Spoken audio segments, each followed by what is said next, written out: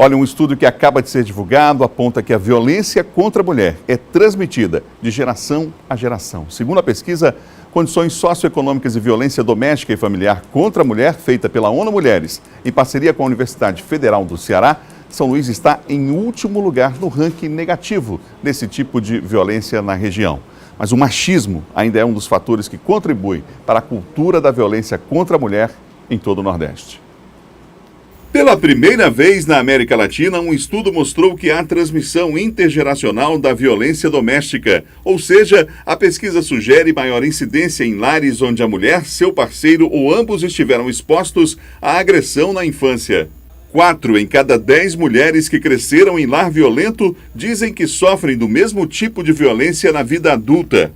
A pesquisa também mostra que as mulheres que sofrem agressão têm queda na produtividade no trabalho, o que traz impacto no salário e na permanência delas no emprego. Nos últimos 12 meses, 11% das mulheres nordestinas foram vítimas de violência psicológica, enquanto 5% sofreram agressões físicas e 2% violência sexual no contexto doméstico e familiar.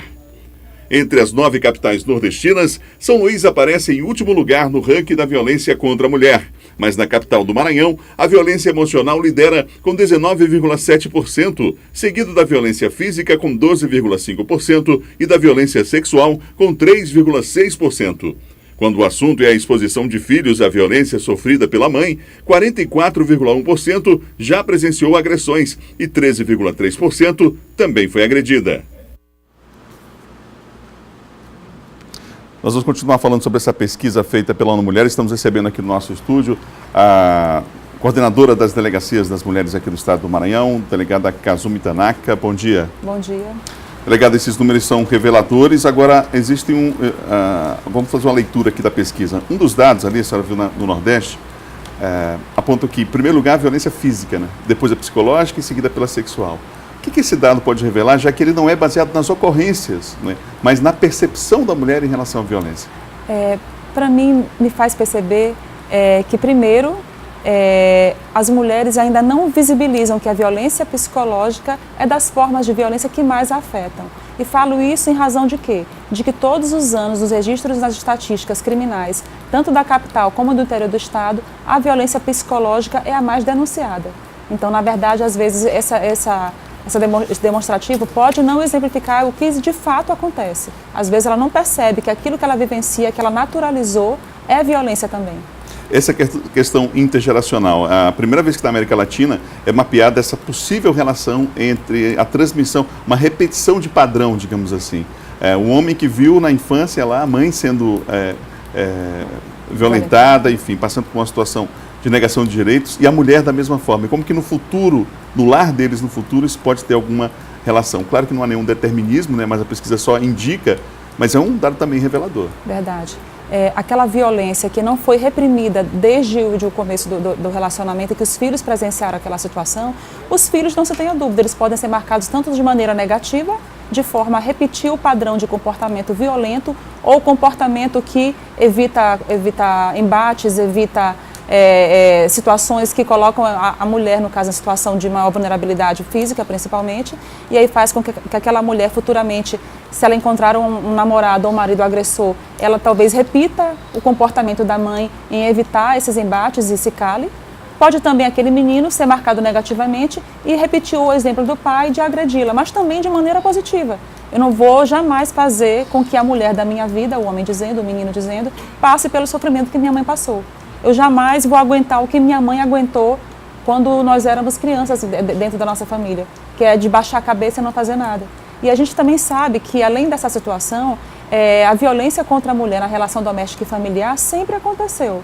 O que agora nós estamos tentando identificar é que isso não é natural, isso não é normal nos relacionamentos domésticos e familiares. Isso tem que ser desconstruído. Estudos como esse, delegada, a senhora que hoje coordena, não é, essas delegacias especiais, eles são fundamentais e importantes. É levado em consideração, esses dados são levados em consideração na hora da formulação de políticas públicas, enfim, é importante que estudos como esse aconteçam? Não se tenha dúvida. E esse estudo agora que foi lançado também identifica a queda de rendimento, de oportunidades à mulher que sofre violência. Isso tudo visibiliza que o problema da violência contra a mulher tem que ser combatido por várias frentes. Então não é só na segurança pública, é um complexo de ações que devem ser desenvolvidas, um complexo de ações governamentais e de políticas governamentais dentro da área da saúde, trabalho e renda, moradia, creches, assistência social, para que ela realmente encontre um panorama que seja adequado a ponto de fazer com que ela de fato seja resgatada de uma vida de violência.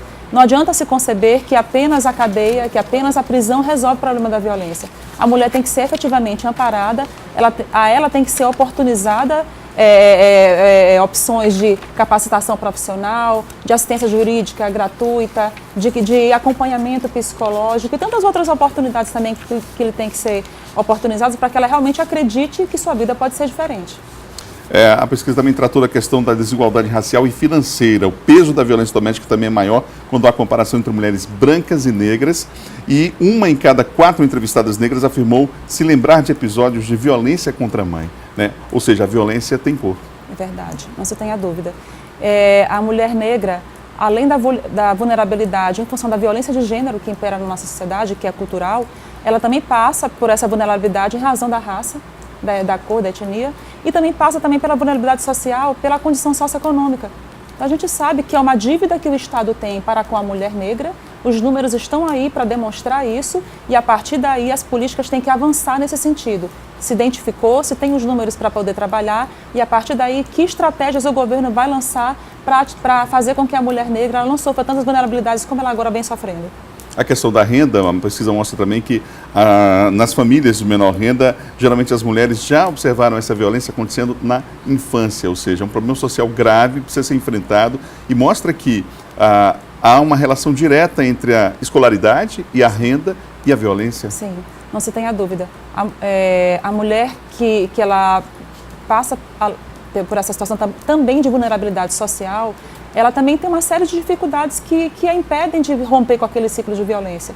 Então, além da violência de gênero, há também a situação de não ter condições financeiras de arcar com as suas próprias despesas e as despesas dos filhos, não ter a informação, porque às vezes o nível de escolaridade é muito baixo, e às vezes a falta de informação faz com que ela continue naquela relação violenta porque não acredita que tenha, por exemplo, uma defensoria pública que a disponibilize um defensor para acompanhar nesses processos, que ela tem direito à pensão alimentícia, que tudo que foi adquirido durante a constância da relação afetiva conjugal com aquele marido, ela também tem direito, e assim vai. Então, assim, às vezes a violência se perpetua por essa falta de informação, pela condição socioeconômica dela, mas também é importante marcar, é uma violência democrática. Ela atinge tanto a mulher que passa por esse tipo de vulnerabilidade, como também atinge a mulher que tem um nível social e uma condição econômica altíssima. Então, ela não escolhe realmente, não tem um padrão específico, não tem um perfil específico da mulher que sofre violência.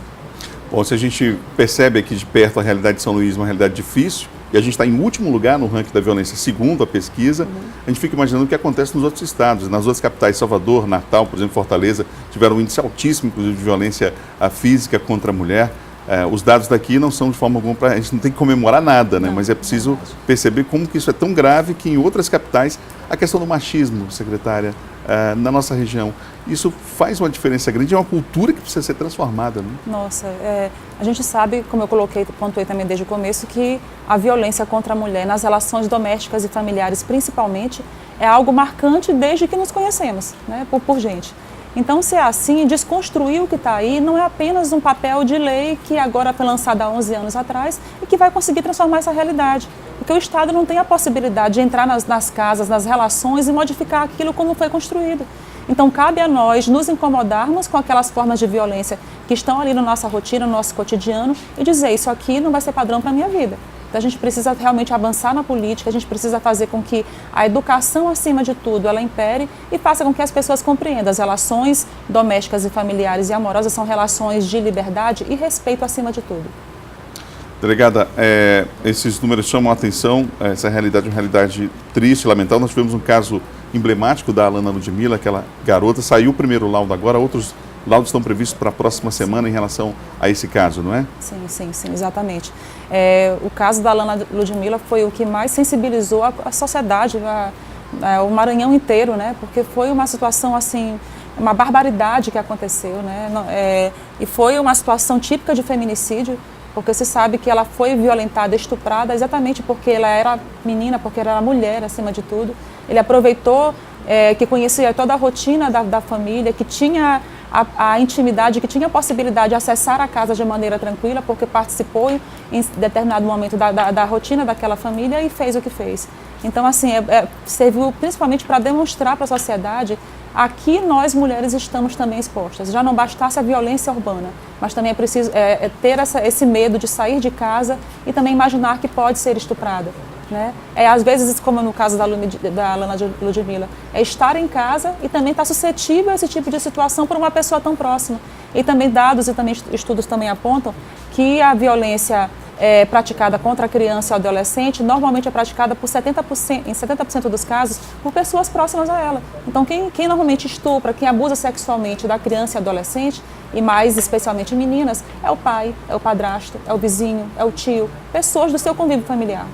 Ou seja, nem o lar é o lugar mais seguro, nem o local de trabalho. Eu lembrei de Santa Inês, o caso daquela moça que, de 19 anos, que trabalhava lá no hotel e que acabou perdendo a vida exatamente nesse tipo de crime. Delegado, obrigado pela entrevista aqui no Bom Dia Maranhão. Obrigada a todos e a todas.